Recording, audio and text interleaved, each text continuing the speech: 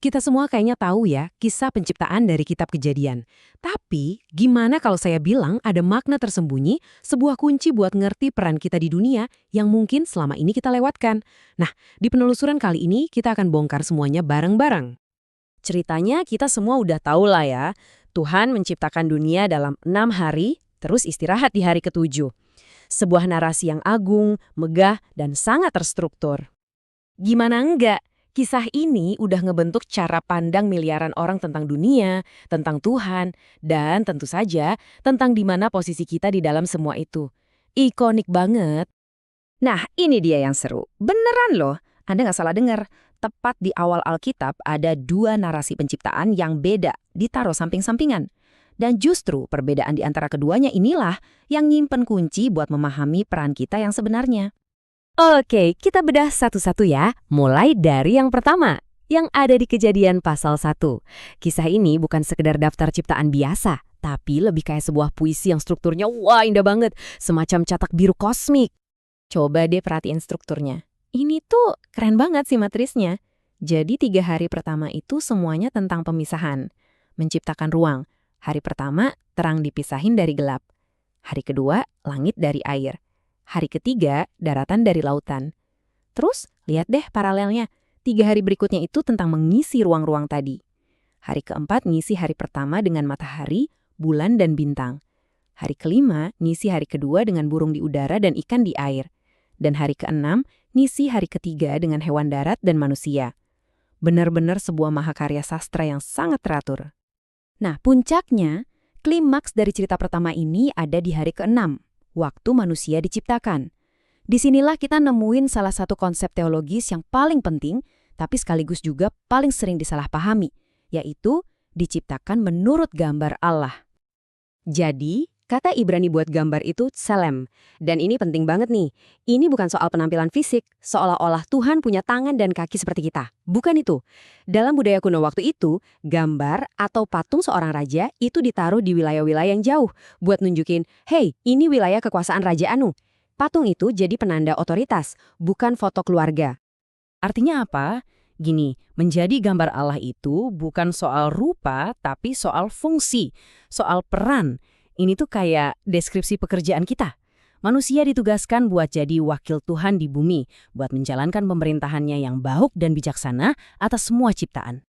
Nah, job desk ini datang sepaket sama sebuah mandat, sebuah perintah, yang jujur aja udah jadi perdebatan panas selama ratusan tahun. Apakah ini semacam lisensi buat kita mengeksploitasi alam?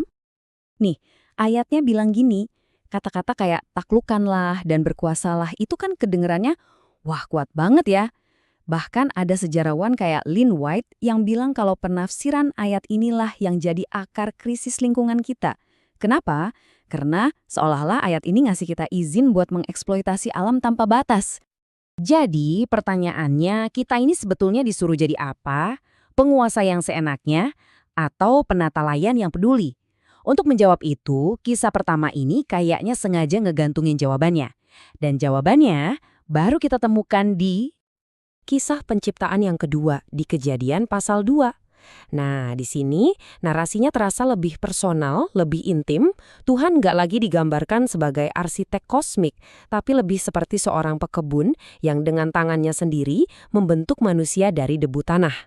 Dan disinilah kita menemukan kunci buat ngerti mandat tadi. Di cerita kedua ini, manusia ditempatkan di Taman Eden untuk mengusahakan dan memelihara taman itu. Yuk kita gali lebih dalam lagi ke bahasa aslinya. Kata mengusahakan itu bahasa Ibraninya abad. Kata ini tuh artinya bukan cuma bekerja keras. Di banyak tempat lain di Alkitab, abad juga dipakai untuk melayani atau bahkan beribadah. Wah, ini mengubah segalanya. Artinya, pekerjaan manusia di taman itu pada dasarnya adalah sebuah tindakan ibadah. Terus kata yang kedua, memelihara. Bahasa Ibraninya syamar. Ini juga bukan cuma sekedar ngejagain aja loh. Syamar itu berarti menjaga dengan penuh perhatian, melindungi, kayak seorang penjaga di posnya, atau kayak gembala yang ngelindungin domba-dombanya dari bahaya. Ini adalah tindakan perlindungan yang aktif dan penuh rasa sayang. Nah, disinilah semuanya jadi masuk akal. Kedua cerita ini ternyata saling melengkapi dengan sempurna. Kisah kedua, dengan kata melayani, abad, dan melindungi, syamar, ternyata ngasih kita definisi yang kita cari-cari buat kata berkuasa dari kisah pertama. Jadi, kekuasaan di sini bukanlah soal dominasi yang merusak, tapi soal penata layanan yang melayani, melindungi, dan penuh tanggung jawab. Oke, ini kan cerita kuno ya. Terus, apa hubungannya buat kita sekarang di zaman modern ini? Kenapa pemahaman yang mendalam tentang teks kuno ini jadi penting banget buat kita hari ini? Jadi, kalau kita rangkum, kesimpulannya tuh jelas banget dan dampaknya besar. Memahami apa artinya menjadi wakil Tuhan di bumi, itu ternyata mengubah segalanya.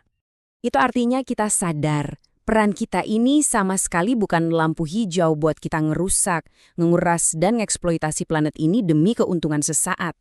Justru sebaliknya, ini tuh panggilan paling mulia buat kita.